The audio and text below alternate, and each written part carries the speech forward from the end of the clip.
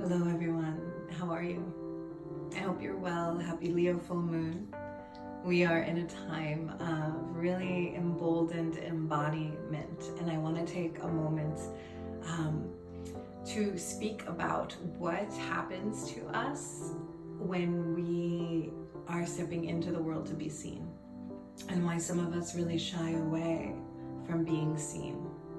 So Leo is the sign of center stage. It is represented by the planet in the solar system that is the sun, which is our star. It is the center. It is the I. It is the yes.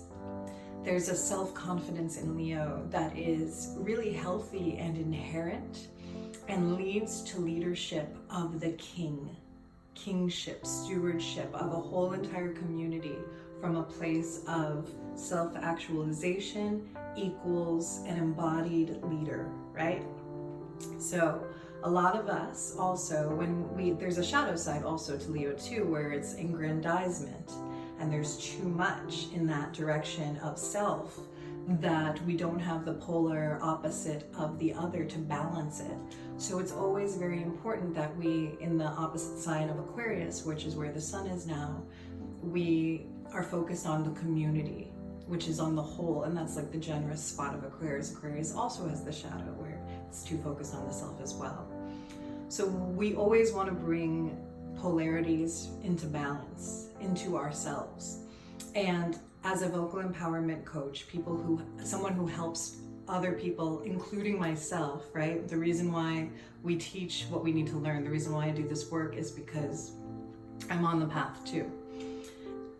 I'm noticing what happens, like this particular weekend, it was a lot about the stage for me, and it was a lot about showing up and being seen, and being seen makes you vulnerable. Being seen opens you to being hated on.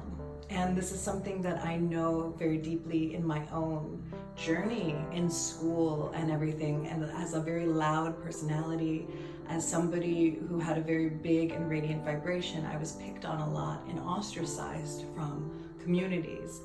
And I would trigger other people. I even triggered my parents. Like my father was somebody that my wild feminine, it was like a lot for like the patriarchal consciousness, right? And this is happening in our society in so many ways, that the wild feminine has been stifled and told to play small, and told that you take up too much space and you should be seen and not heard, or you should be amicable. That's not true, right? But it takes either a coach or a mentor or a soulmate to step into our vibration and awaken us to where our truth really is and what our truth really is. And so by seeing other people in leadership demonstrating their own self-actualization, we are awakened to that part of ourself that is truly empowered and powerful, especially when we have inherited the programming of false beliefs and false conditioning that tell us that it's not safe for us to be seen in the world, because if we're seen and we show up as who we really are, we will be attacked for it.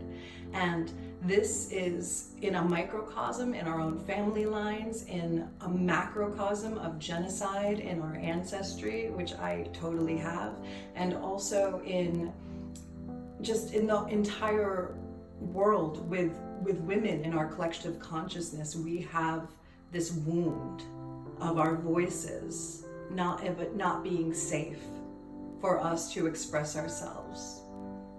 It is so important. And even, the images behind me of the temples and Egypt, there was a time where we as women in priestess, right, embodied as priestess, embodied as healer, as teacher, as seductress, like sexual healer, tantric healer, honored by our men.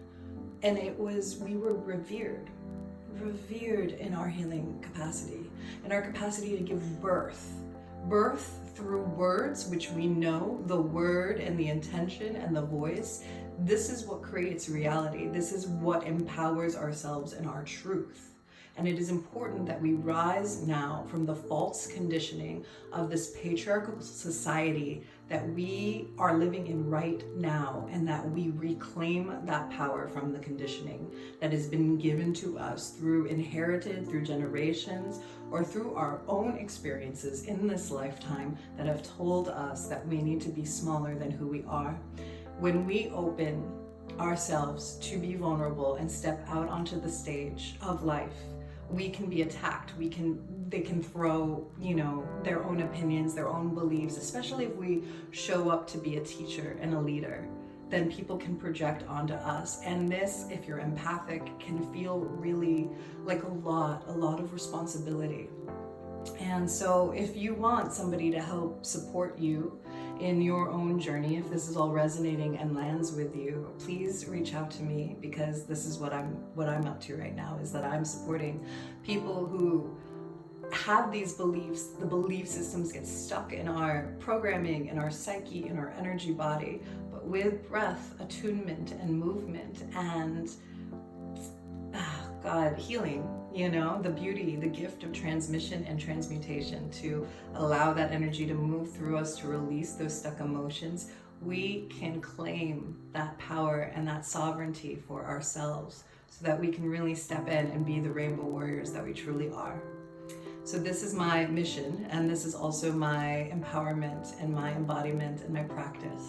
And this is also what I'm offering as medicine during this time of the Leo full moon. So show up, allow yourself to be seen. And if you have trouble with that, and you notice that you have hesitation, you have fear, you feel in your voice that you get stuck when you're trying to express yourself, know that you're not alone. It's common for people, especially when you have a big gift to share, to feel those hesitations and feel that fear. And I can help you. You can find help at so many other ways, but it's really important to also to really allow yourself to work on yourself so that you can serve this world. It's so important that we attune ourselves to who we truly are. And that takes practice, that takes meditation, and that takes prayer. I love you. All love in this world that needs our medicine. So it is time to bring your medicine to the world. Let me know if I can support you. From my heart to yours on this full moon.